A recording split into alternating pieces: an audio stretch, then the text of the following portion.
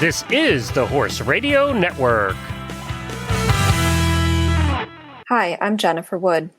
And I'm Jennifer Connor from Equestrian Businesswomen, and you are listening to Equestrian B2B, the podcast that brings together industry leaders, entrepreneurs, and equestrians for conversations about how they build and sustain a successful business.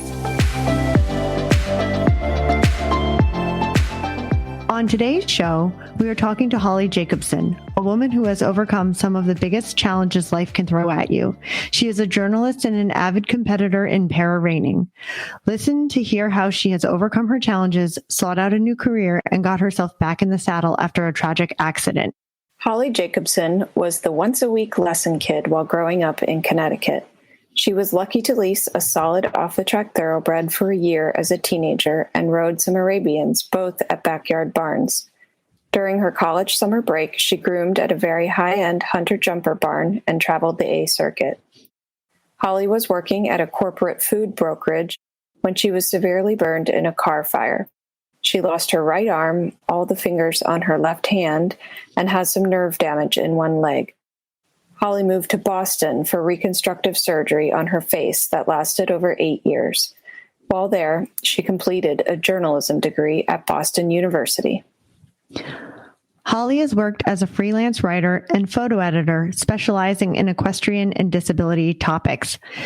At the 2010 World Equestrian Games held in Kentucky, the 2012 Paralympic Games in London, and the 2014 World Equestrian Games in Normandy, France, Holly reported on para dressage.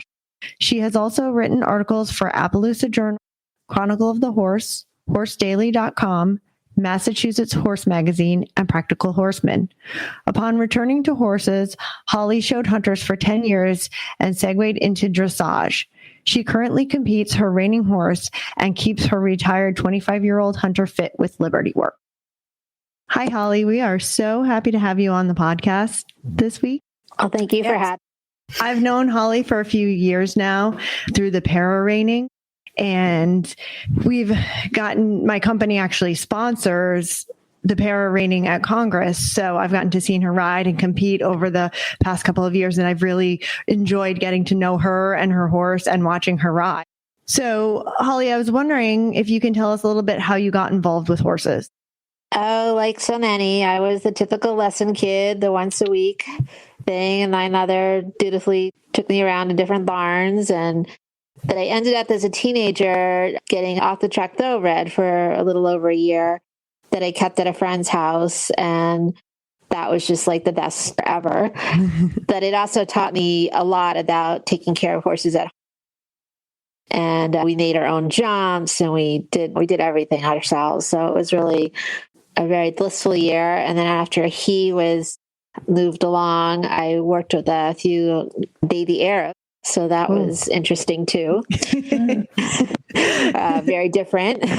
And then through college, I ended up working for a big time show jumper barn in New York and worked on the A circuit with them. I got to learn a lot about horse care and professional riders and the whole show scene, which just made me want to ride more, that I really didn't have the money to do it.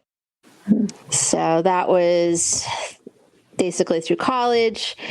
And then afterwards, when I graduated, I was trying to figure out a way I could make enough money to get horses.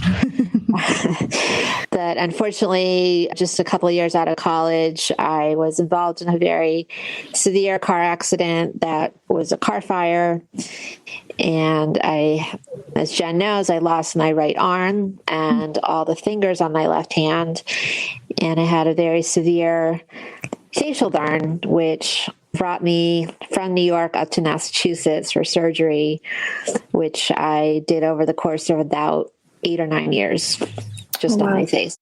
And I really didn't look at horses again for a long time because it just was very depressing to me that I couldn't go back and do the things that I used to do.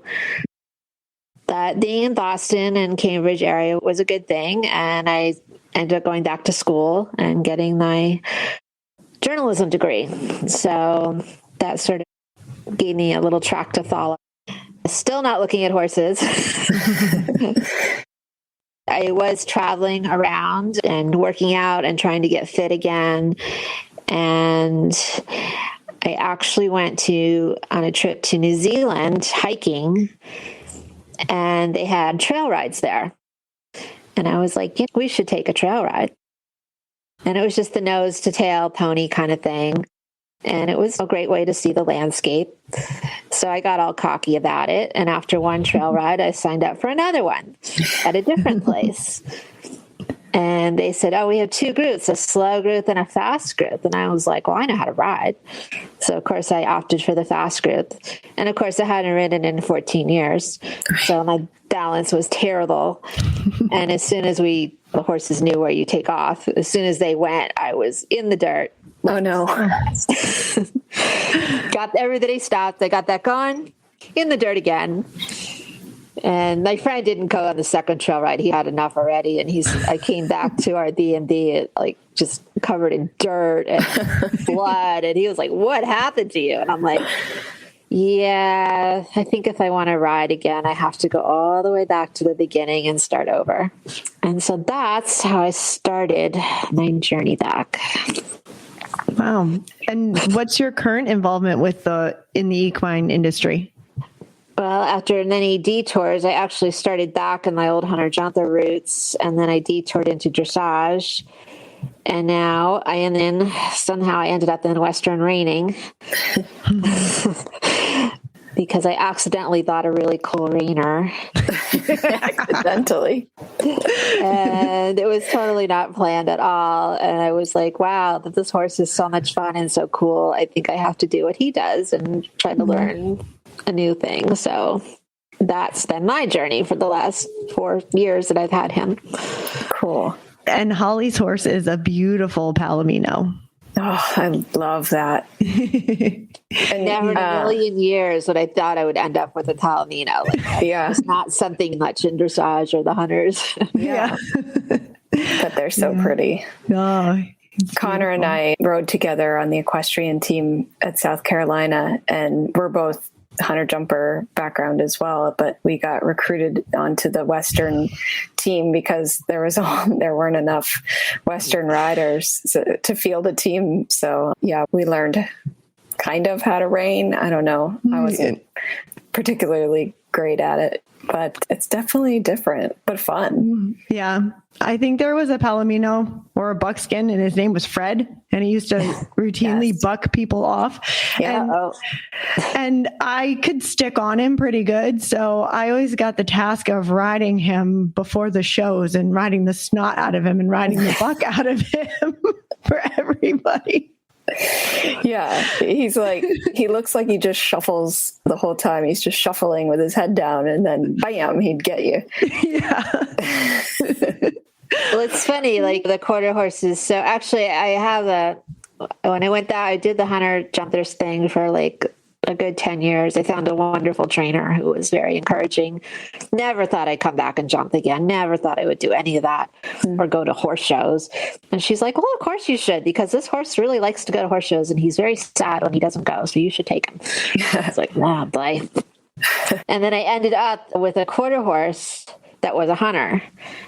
And then when I retired him, and I was doing some dressage, and then the reining people called. The Para Reining, they were trying to start it.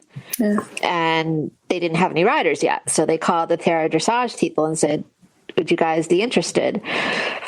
And actually, at first, I said, oh, Western? I don't think so.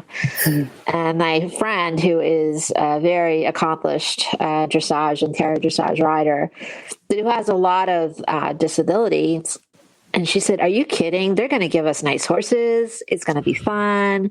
We can learn stuff. And I'm like, oh, you're right. I should stop being such a snob.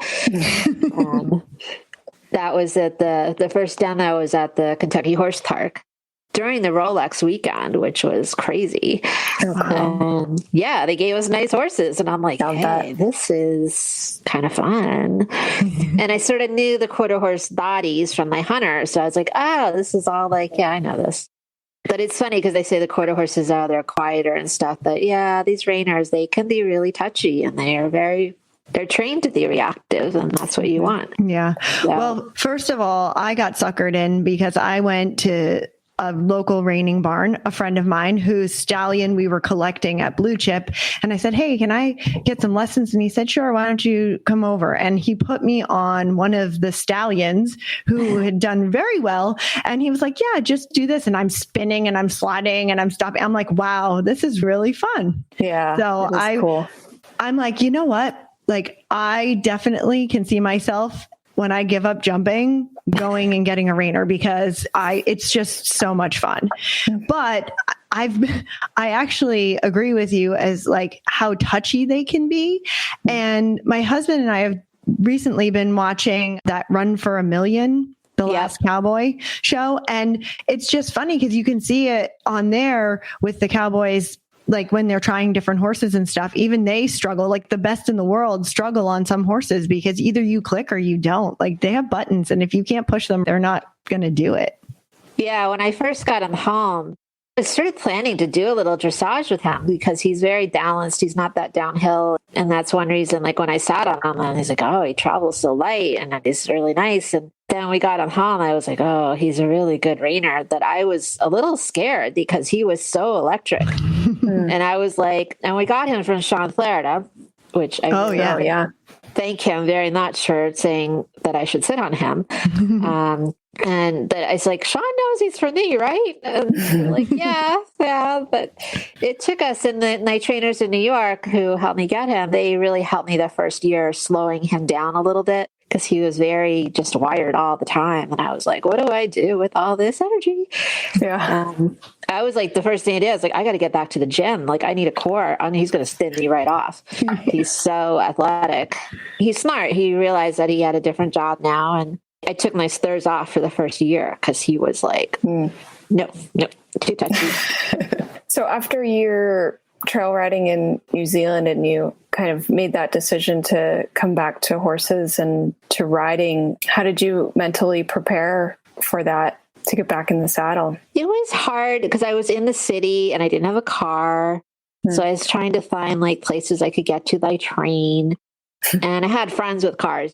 And they would drive me around, we'd look at different barns. That it was very discouraging at first because a lot of barns were like, didn't want the liability. They're like, we don't have a horse for you. They didn't want to deal with it. And like the therapeutic barns, they're full. And that wasn't really like the approach I wanted to do. And I really wasn't sure like if I was going to be able to ride again, that I thought the trail riding was okay. And I thought the Hunter Jumper trainer, I had seen her at a show. I had gone to a couple events around, and I really liked how she was coaching, and I heard good things about her. So I just left a message on her phone, and I said, I have one iron, used to ride, want to ride again. And she called me back, and she said, I have a lovely older horse named Kojak, and you should come and try him. And so I found out where her barn was up in Ipswich, Mass, and took the train. And then I got off the train, and I'm like, so where are the taxis? And they're like, oh, there's no taxis here.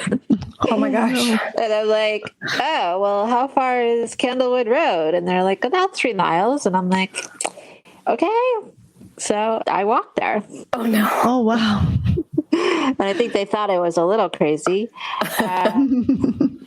But yeah, she was great. She took the time with me, and I really even needed help getting on the horse. And it took me about 6 months to even get my balance at the trot. And that she was like very encouraging. And she was the one who eventually said, oh, you need to take this horse to a horse show because he's bored. And I was like, I'm not buying show clothes. I'm not doing all that again.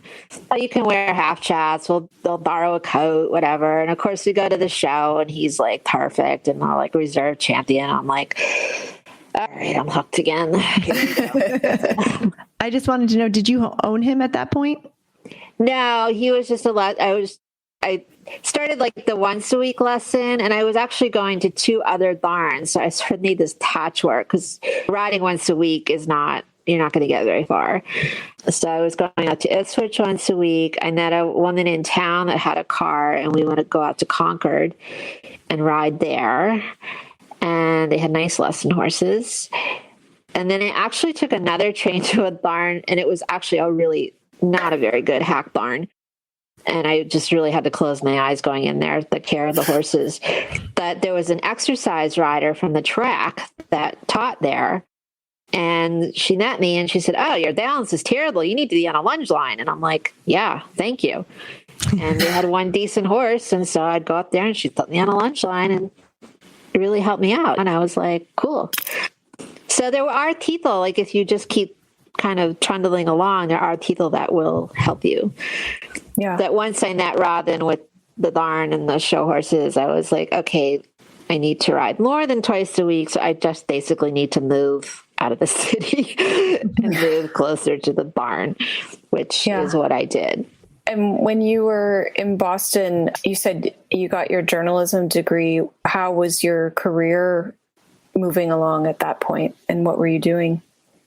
Well, I was sort of piecemeal working on my degree with interspersed with my surgery.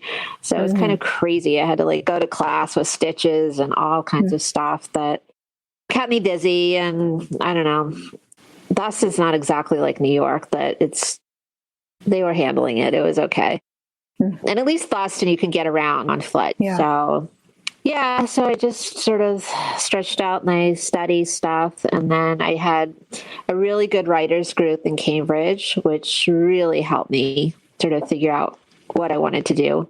And it was just really interesting because once I started turning my way back to horses, other opportunities for writing started to open up. Okay. So then I started being able to write more about horse stuff and how-to things and sort of that, basic veterinary things. And I was like, oh, this is really fun. Like I can do that. So it was once I started back with the horses. And then I was a show steward at in New England for a while for the Hunter Jumper shows. Okay. And then I thought maybe I should pursue the USEF steward program. So I went to their conference to check it out, which was really eye-opening because half of them were very encouraging and the other half were like, oh no. I'm like, really? Because you don't really need hands to be a steward, but okay. And they said no just because of who you were, not because of the job? Just how I looked. Really? I looked very different. And a lot of people, and it's interesting because, I mean, in general, most of the horse people I meet are very good, very accepting, but it was an eye-opener. I was actually sitting at a table where they were passing out papers, and the woman next to me would not hand me papers. Oh, wow. And I'm like, wow, okay, we're like in junior high. All right, this is really bad. But it was really fortuitous that I did that because we were in a car going to a meeting and we were all in different cars. And a steward said that I met there, said, you should go check out the Para Dressage National Championship out in Chicago. It's really cool. And I was like, yeah, okay. And I was starting to write more then. So I thought that sounds like a good topic. And I have a friend at home who's a very good professional horse photographer. I said, let's go to Lamplight and check it out. And we went out there and I was like, wow, it was not what I was expecting. Like I thought it would be more therapeutic sort of riding, but it's not. Para Dressage is the real deal. Right. It's real horses, really good riders. And I was like, wow. And they took one look at me and said, you ride? Then you need to be classified. You need to ride here. Yeah. So, and then I also met Mary Phelps, who runs Horses Daily. And she said, hey, I need a para reporter. Would you do that for me? And I was like, okay. And so I got sort of totally wrapped up in the whole para dressage thing. And that was the year of the 2010 WAG in Kentucky. So perfect timing. Got to go there. And Mary just got me press passes and she's like, go write, go report, go meet people, go do stuff. How cool. That's great. What a great experience to get into the sport that way. Yeah. And then when I saw the Europeans riding, then we were like all blown away. Like, oh dear, we're way behind this. These are really, really good riders and horses. And it was a lot of fun. And from there, I ended up going to the London Paralympics for Mary. And again, completely blew my mind because the Paralympics are just such a huge, global event, and we don't get as much coverage in this country, para athletes, and except for DECRA, that it was really cool. I didn't even know that all the different para sports, like wheelchair fencing, like who knew? It was like, oh my God, these people are wild. And the whole town, the whole city of London, like turned out for us. They were just like into it. It was great. They had 10,000 people attend the para dressage every day. Wow. Yeah, they have such a strong team too. Great Britain. Yeah, they had a great team, and it's a horse culture. They love their horses, but it was amazing. It just was one of the best things I've ever done, because they hired, like, all the reporters there were disabled. Like, they pulled out the front rows of all the seating from the regular dressage and made it open wheelchair seating, and it was packed. Cool. And they gave tickets to school children, and it was just like a party. It was, and they had TV cameras and fancy announcers down by the ring that I saw every day. This, blonde woman, very coiffed and everything, and she was announcing. And like second or third day, I see her with her legs up, and she had 2 prosthetic legs. Like, she was them up on the chair, and I was like, "Oh, she's also a para." Like, this is so crazy. Like, everyone there was just into it. So that was really fun. So when the Para Reining started, I was like, well, of course, we need this in Western too. So that was a good thing to help out. And also Fred Wynn, who has won the championship the last few years, he came from the dressage too. And he was like, are you kidding? Let's go be cowboys and go fast. It's way more fun. Yeah, he definitely likes to go fast. I've seen him. Yeah. But he's also another one who's like, it doesn't need to hold you back. The horses can help you do things that you wouldn't be able to do normally. Do you find bookkeeping a bore, or worse, a chore? We can help. Whether you need help billing or full-on bookkeeping, call or email us for a free, no-pressure consultation. Let us take the fear out of your finances. Visit us today at solvebookkeeping.com. What do you think was your biggest motivation to get back into the saddle again? Was it just to be around the horses, or?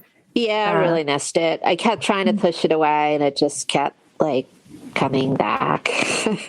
Little things. Somebody would send me a magazine, or I'd see something. Like, I went to a knitting shop with a friend of mine, and they had a poster for the Groton House 3-day event here. And they're like, oh, it's going on right now. Here, take the poster. You should go over there. And I'm like, what?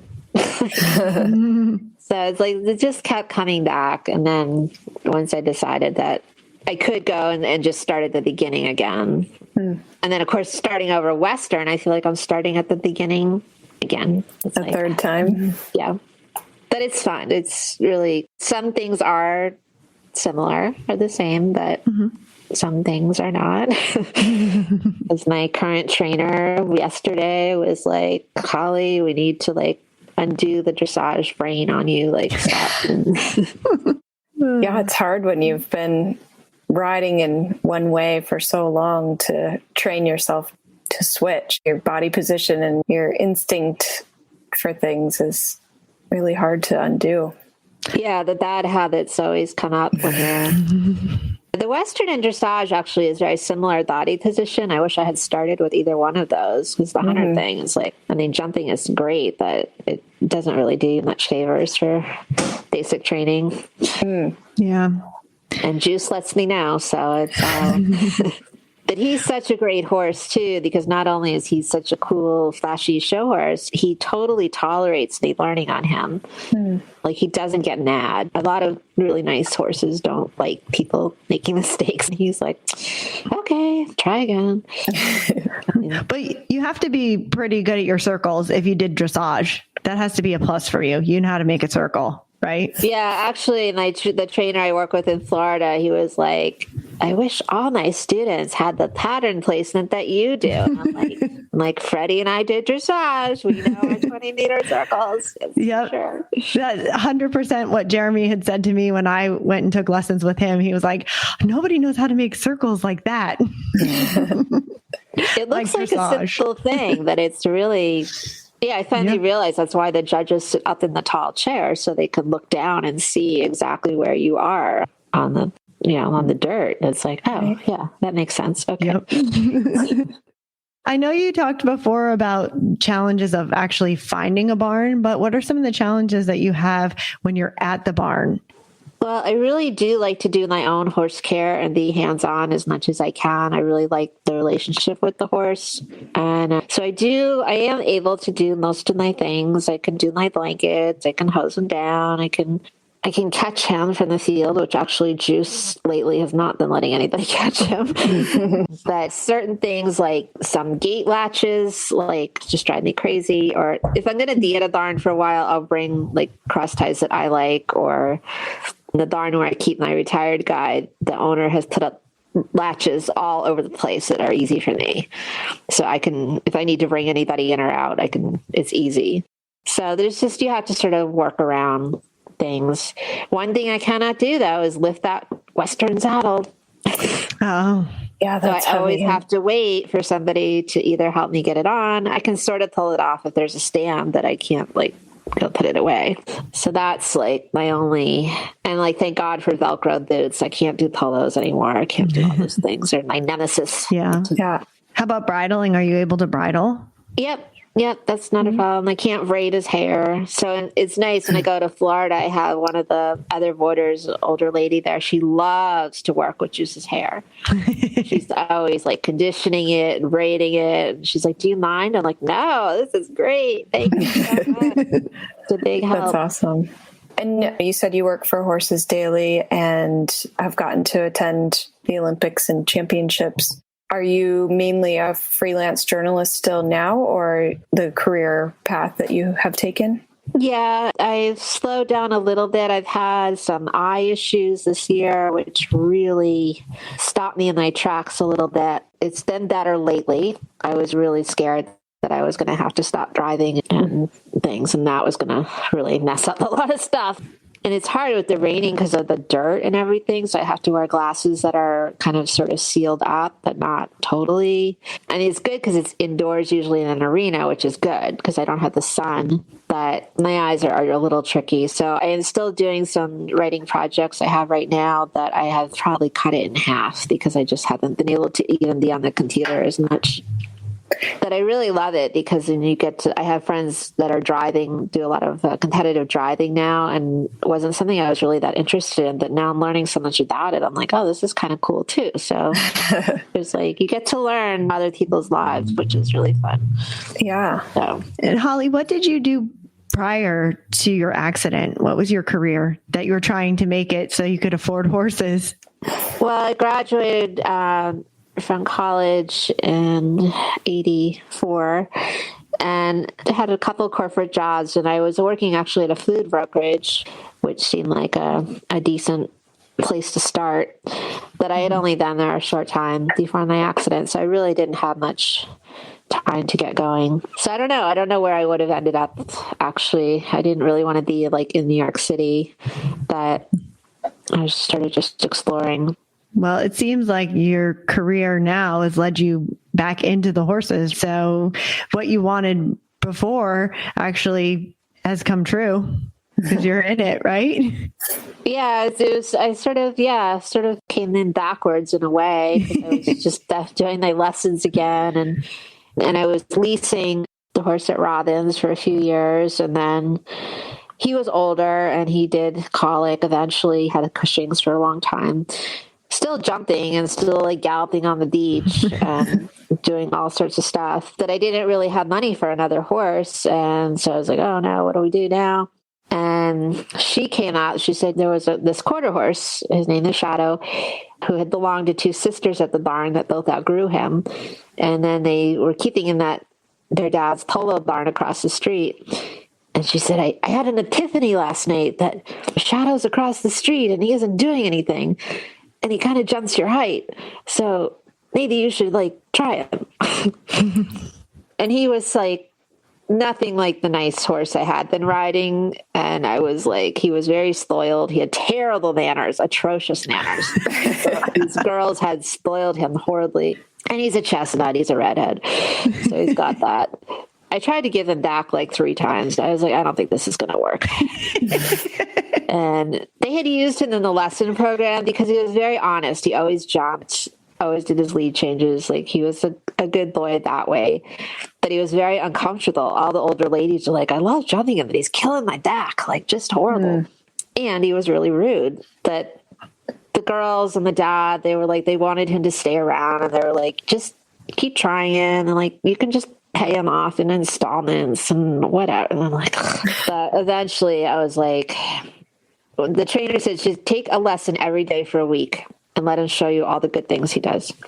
And I did. And I was like, all right. And it took about a year to reform the bad habits. And I still, to this day, he's 25 now, I still have to like keep the boundaries because he's just pushy. But he's very fun. He's a lot of fun. And I ended up, and this is really kind of fun too, a little tangent, that after he went lame and had some breathing issues eventually, and he's quarter horse. He jumped a long time and he's not built for it, but he was really a good jumper, but he kind of paid the price at the end. He was obnoxious if you just keep him around, turned out. He's just really annoying. So I finally started doing groundwork, and there's a woman in our area who specializes in liberty work and trick training and stuff, and he loves it. Oh, how cool. And it really opened my eyes to all the other things you can do with them, and how to assess them and see what their mood is and their bodies, or how they're moving, and how my body language, like, I think I'm pretty good. And she's like, nope, slow way down, slow everything down. The littlest thing. They're watching you all the time, and he'll let you know. So, and it was really hard because I don't have the two hands to use, like the long lines and the sticks and everything with the string. And I'm like, oh my God, this is like crazy. So when we finally got to the point where we could graduate to real liberty, it's much easier if I just have my stick. Yeah. But you got to work up to that. And that really also helped me with Juice, my Reiner, because he's very different. He's not bossy, but he's very reactive. Okay. So I hired her again, and I said, okay, I have another quarter horse, kind of the opposite. And she said, oh yeah, he's very worried about everything. Like, he's very professional in the ring, but outside he sort of had the cowboy handling. And Jose Vasquez bred him and showed him originally. And I met Jose, and I thanked him very much for my beautiful horse. And he said, yep, I rode him really hard. I said, yeah, I kind of know. So it's been really fun because that was a big breakthrough with Juice, because he was so skittish around just everyday things. Like, the riding was okay, but he didn't have to be so afraid of the world. And now he's getting a little cocky now because he thinks he has stuff. But it's really fun because everywhere I've taken him, everyone's like, oh, he's so relaxed with you. I said, yeah, because I pretty much tortured him for like 6 weeks with all kinds of stuff. Did you clicker train him? No, I haven't done that. That would work with Shadow probably really well too. My retired standardbred, he was not a big fan of clicker training. No? He was pretty sure he was trained in enough things and he didn't really need to do that. I didn't try. Somebody was borrowing him from me, and she was in the winter, didn't really want to ride. So she was trying to do something like at Liberty, free work, and she had the clicker, and I guess he was not very happy about it. It's funny because, like I said, Juice has been hard to catch lately outside. He likes his little freedom. And so one of the workers there tried to take food out. And I said, oh, no, now it's a game. Now it's just a game. He thinks it's hilarious. And he's really agile. It's like, you just take off. And it's like, oh, man. But because of the groundwork, I mean, it did take me 40 minutes the other day. I was like, really, dude? Because this is pretty bad. But then the next day, it took me about 2 minutes. So. And usually he'll help me, actually, because he knows I can't do the lead rope latch. Like, they turn out with halters. I don't usually do that. They're afraid they can't catch them, so they do. And I can't do the latch. It's cold. I got a mitten on. And he'll stand there and he'll put his chin out so I can thread it through. He's a good boy. And he did get loose once this summer. The barn we're at now, thank God, has a fence that encloses the whole property, because he had gotten loose a couple of times in New York and scared the hell out of me that he would run into the road. Was it up at the Hoyts? Yes. Yeah, they're right on the road. Exactly. Yeah. We had a little incident with the trailer. He came barreling out one day. I had no idea why. I was there. I don't know what set him off, that something, he thought he was caught, I think, in the halter, and he came barreling out, and he took one look at the road, and I'm like, oh my God, don't. And he went the other way into the woods. So where we are now, it was a little bit my fault. I had the halter tied to the stall, and he felt the pressure and slipped the halter, and he's like, goodbye. And he was running up and down and doing sliding stops and fancy rollbacks and just being hilarious. And I'm like, you are too much. And finally, you can't go after him. So I was trying to get his hip, but we were in a narrow alleyway. And I just started backing up. And he was like, oh, am I supposed to come to you? Oh, okay. And I still had the bridle in my hand because I had never gotten it on. I just held up the reins, and he's like, oh, I put my head in. Okay, fine. That was a pretty meek surrender, but I think it was from the groundwork, because otherwise there's no way he would have done it. He thinks he's pretty fancy, doesn't he? It's funny, when we did the groundwork for the first few days, he thought we were going to kill him every day. He was like, my God, these ladies are insane. Step over a pole. He wouldn't step over a pole. He was like, no way, can't do that. I'm like, really? Because it's a pole on the ground. I think you can do it. And anything behind the shoulders, you put up the bag, anything. You couldn't touch his legs, with a stick. He was, you're going to kill me. Mm-hmm. So after that 10 days, he's like, all right, you're not killing me, but you're weird. Okay. So every day we just bring out new stuff, and he was like, okay, fine.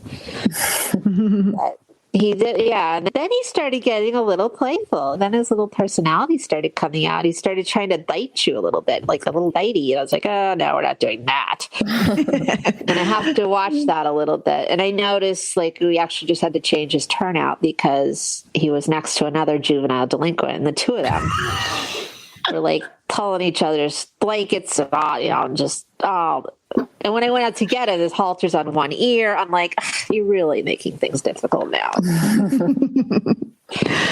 But he's so I feel very blessed because he's the whole package. He's a good show horse that he's really fun to be with, and he's very cuddly, very sweet, very gentle. Just wouldn't.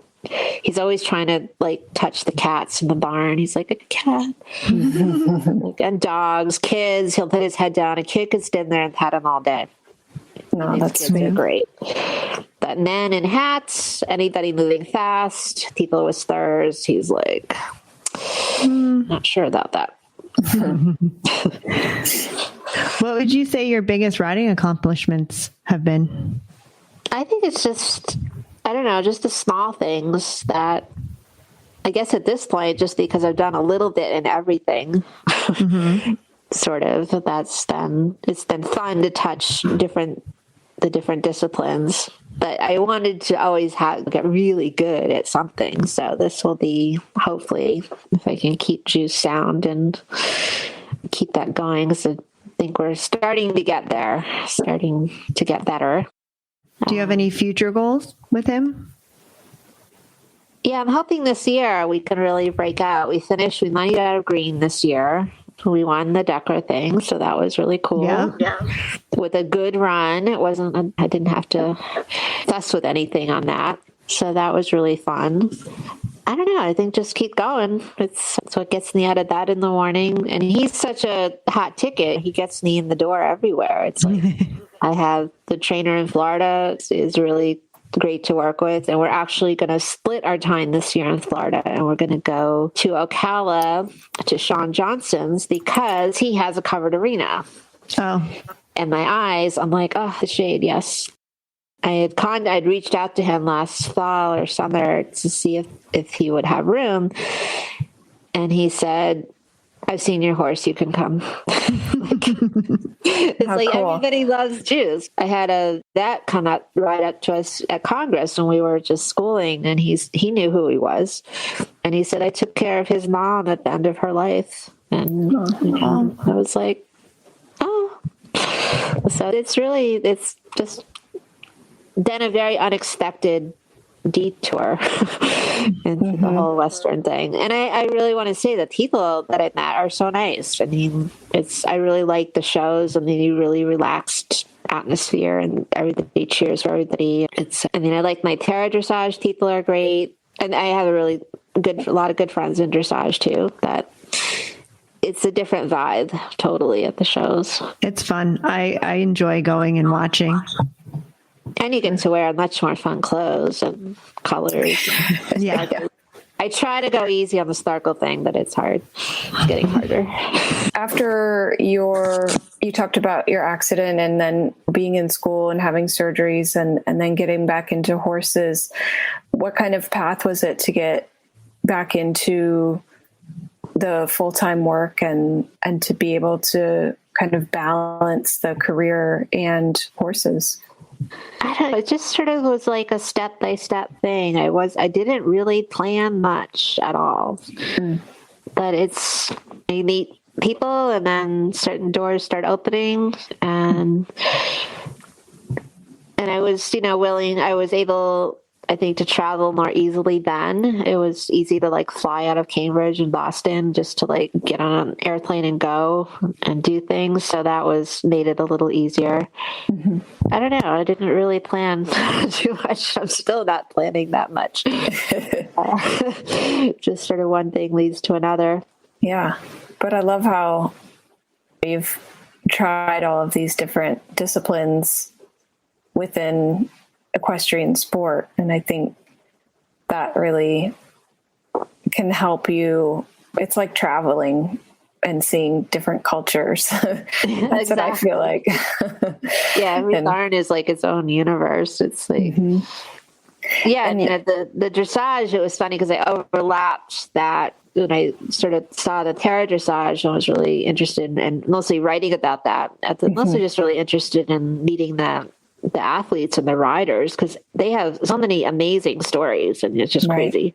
And then I started a little bit of dressage with a Dutch couple up in New Hampshire. And then that helped my jumping a lot. And I was like, oh, okay, yeah, there's something to this. Okay. Right.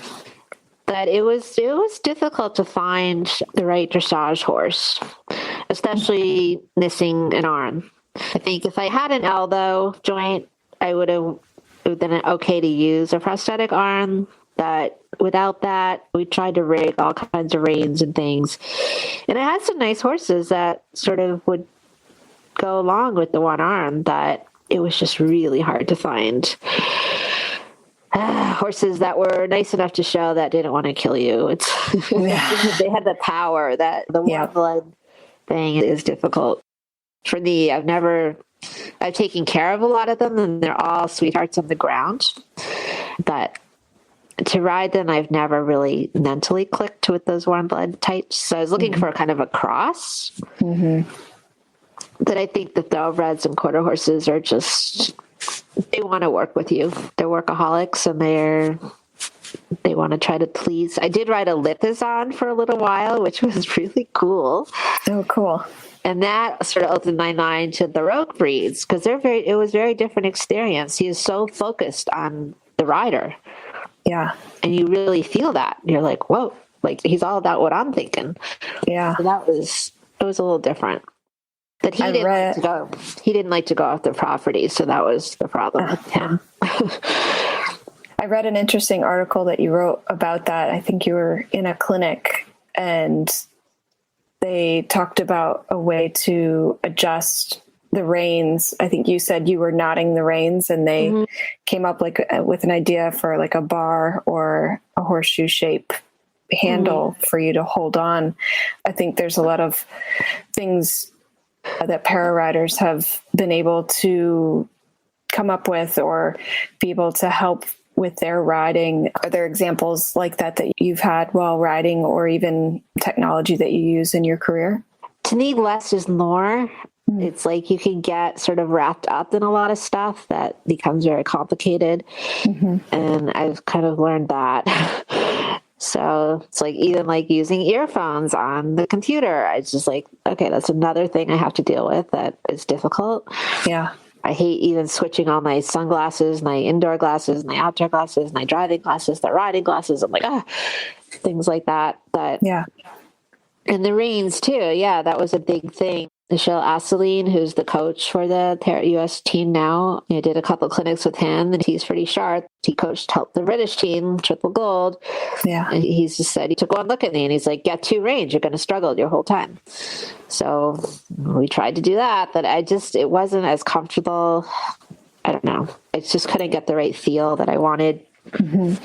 And it all depends on the horse. Like if you have the right horse, yeah, but then what happens if that horse gets hurt or sick? Or it's a lot where, at least with the reining, I'm like, okay, you're already starting off with one arm, or one hand. Right. It's still a little, obviously I realized training, everybody uses 2 hands. And actually my trainer now, Ty Surratt, who is wonderful and very, very patient and really tries to think outside the box with me. He's like, we should just take the reins away. Like, you just need to ride off the leg for now.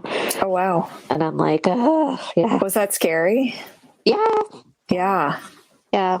Even yesterday, yeah, he's like, he's lengthening my rein all the time. And yeah, eventually I would love to be able to, ride like those cool reiners do with a really long rein and everything. But I'm like, all right, Juice, do I trust you? It's getting colder now too. So, and he's like, yeah, you should get on him bareback. And I'm like, you get on him bareback. He's like, I don't ride bareback. And I'm like, oh, you want me to do it? No. But yeah, I don't know. I haven't really, it took me a long time to find a saddle, actually, a Western saddle. Everybody's like, whatever. I'm like, no, it's like dressage. It's like, you have to have the right balance, because my balance is thrown off. I have a leg that has nerve damage and I don't have good feeling in it. So Okay. I tend to like lean a lot. Yep. Which some of the Western trainers really weren't telling me that. And Ty was like, oh my God, stop leaning. Like, this is horrible. And he helped me a lot. Like, he pulled out probably a dozen saddles at this barn for me to try different ones. And I kept going back to his old stock saddle that he uses to break colts. And I'm like, I don't know. This is the one I like. Yeah. And he finally sold it to me. I didn't think he wanted to, but he did. So. Yeah, I think if it's something that makes you comfortable and secure, then. Yeah, and I think the horse liked it too. Like, there was a couple saddles I tried where he just seemed kind of really balled up, and I don't know, with all the pads and everything. But yeah, I think the Western thing is simple. It's more simple in a way. Yeah. I do this my hunters, like, yeah, just knot the rein, and like, you don't really have contact, and they just jump through their jobs, or like, they're happy, they're like, whatever. Like, maybe Juice will transition out at some point. We'll try some other things with him. Holly, can you tell us about any tips you might have for people who are going through some challenging times and how they can push through? Oh boy. I don't know. I think you just really have to find what interests you, what you can pursue yourself, that whether it's art, whether it's music or travel, or I don't know, everybody has their things that they like. But I think people were surprised that I would be out and about so much when I was doing my surgeries and things, that I get so bored at home. Like, you just sit at home, and I like to read and everything, but it's like, you can only sit in your house for so long. So I'm like, just get out there. You have to put yourself out there. And see what happens. And a lot of people aren't pleasant. A lot of people aren't helpful. And I think especially in the times right now, people are a little short-tempered. But there are always people that will help you, that will take an interest. Stick with the animal people. They're the best. What really helped me, like, even when I was doing all my surgery, when I was like literally that's all I did. I would like go to surgery, come back to my apartment, go to surgery, come back to my apartment. And I didn't even think I could have a cat. Like, I didn't think I would be able to take care of a cat. And then they came out with like the clumping litter. And one of my neighbors in the building said, I'll help you, like, if you need help. So we went and got a cat. And that was like the best nurse cat ever. Like, she was so cool. She would hang out with me all the time. And I was like, and then once you have an animal, it's like, that sets your timetable. Like, you have to get up and feed it. You have to be there, and you have another little being. And so that's sort of like really just started me back on, like, yes, you can interact with other things and people and do things, and it's fine. So I don't know, just find whatever your interest is and find a group, find a person, go out for a walk. I don't know. Just get out of the house. What inspires you? I think, like I said, like meeting these other para athletes, like, that I just had no idea, because you don't see people day to day. You might see somebody in a wheelchair or whatever, but you don't really know what's going on with them. And to really find out their backstories and how they live day to day life, which is incredibly difficult in a lot of ways. And it's funny because most of these people really don't complain much at all, especially if you're at a horse show or something, because they're getting to do what they love to do. And that's then, what they've been working on. But it's amazing to me because they put up with so much and they don't complain. And then you see people whining about, the stupidest things. You're like, really? I don't think so. So it's really been an honor to meet so many of these people. And the people that are impatient with you, I find it hilarious because anybody can have anything happen at any time. And you may be in a situation yet you didn't realize and become disabled, and for whatever reason. So I find that, I like the perspective that people have sort of been through it because they get it. Yeah. And it's also easy to recognize the good people who also get it. It's like, or who are interested or curious or just helpful or just nice people. Yeah. It's like, okay, you're a good person. But it's, and then you can get rid of the jerks. Totally. I think waste time on that. That's something we need to do all together. 100%. Yep. That's what I was going to say. Yep. Sorry, don't have time for you. Goodbye. Yeah. Next, please. Well, usually at the end of our conversation, we ask the same 3 rapid fire questions to each person. So usually Connor starts with the first question. Okay, Holly, what is one action that women can take to make a big difference in their lives? That's a big one. I don't know. I think supporting other women. I think that's one of the ways to help people.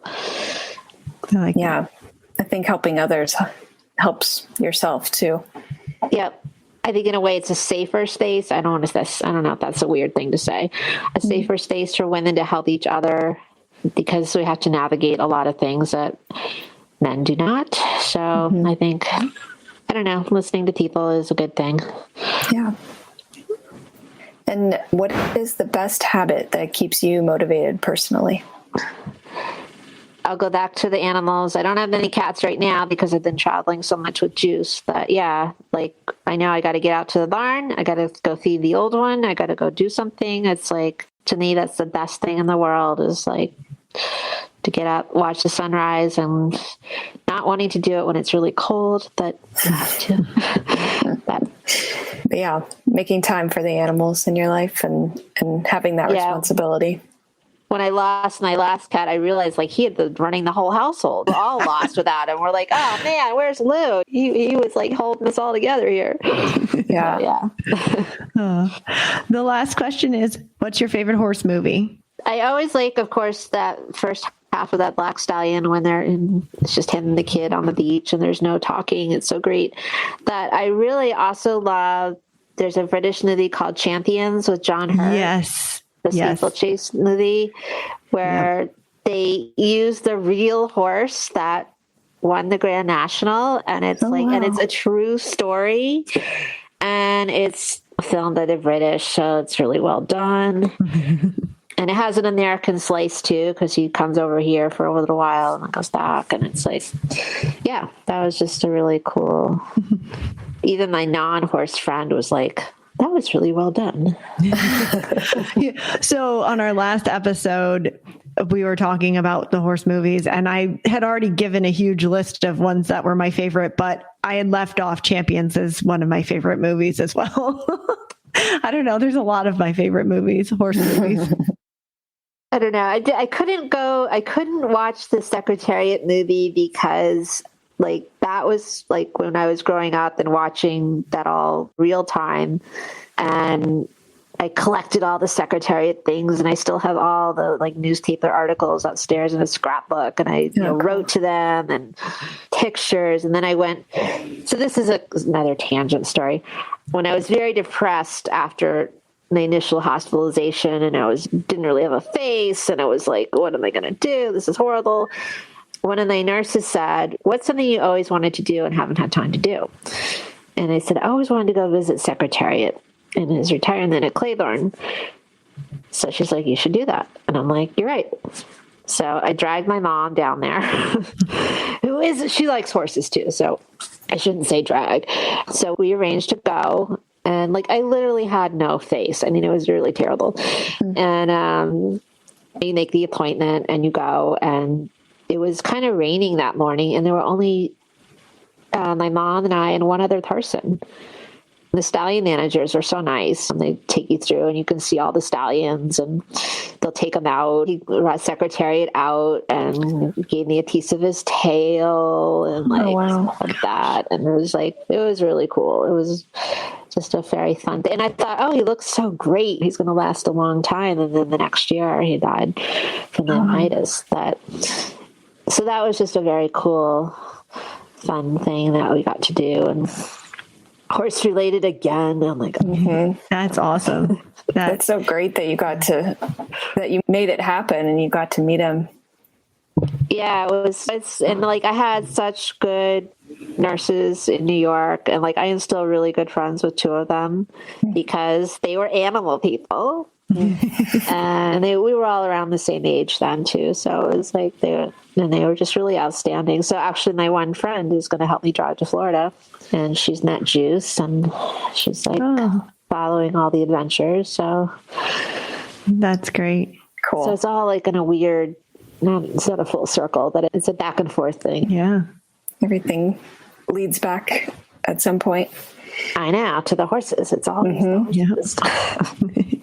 Well, we had such a good time talking with you today, Holly. We really appreciate you joining us and telling us your story and letting us know about para reining more that I think a lot of people may not be aware of. Well, I'll just add quickly about para reining. Like, I think like we had a small group this year. We had a bigger group a couple of years ago. That I really support it because I just think it's a lot easier with the quarter horses and the Western saddle for people. And, I don't think it's as known that we actually had two girls contact us after the championship asking about it. So cool. Very good, very good. So I just think it can open more doors for people that maybe don't have the stamina to do a full pattern or can work their way up through it. And it's just a cool collection of people that are willing to put in the effort to do it. Yeah, I know. I'm so proud that my company has supported it, and I've been so inspired by all the people that compete in it. So thank you so much for coming on, Holly, and sharing with us. Well, thank you for having Deborah help us along and broadcasting it all. So that's great.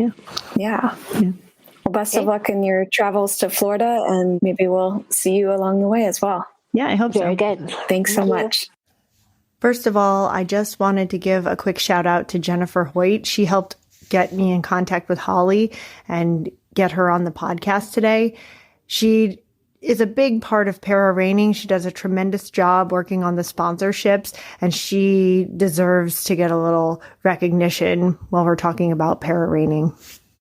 I loved hearing Holly's story, and what really struck me was all of the different disciplines that she got involved with. She kind of came from a hunter jumper background and started out in that when she got back into horses after her accident, but it's really led her to lots of different places in the equestrian world. And I thought that was really cool. Yeah, I kind of like how she was talking about when she got out of college and she was looking to do something that so she could afford horses. And then she had her accident, but she's completely involved and immersed in horses now in her life. Right.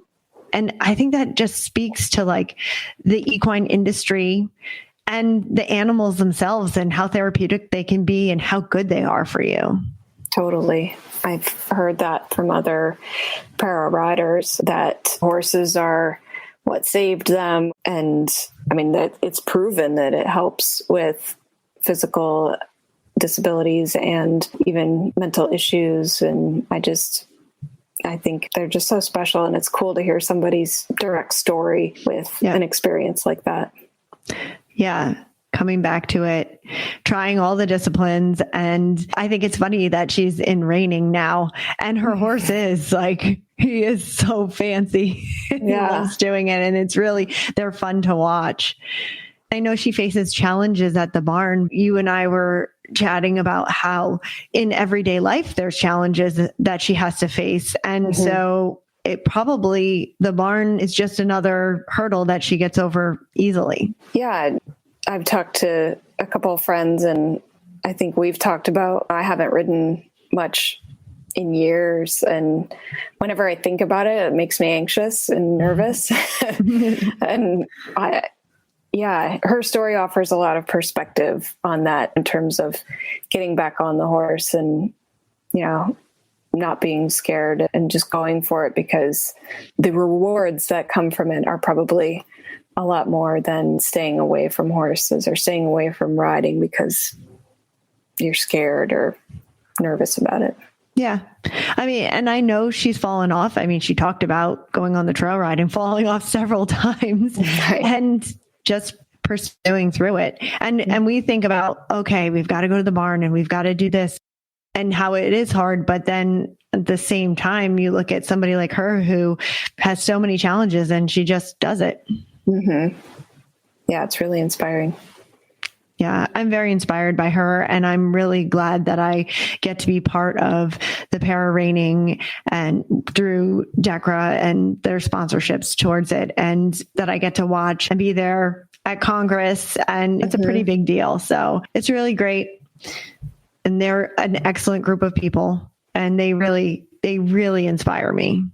I thought it was great too how she ended up kind of on a whim going to a para dressage show and then getting totally immersed into that.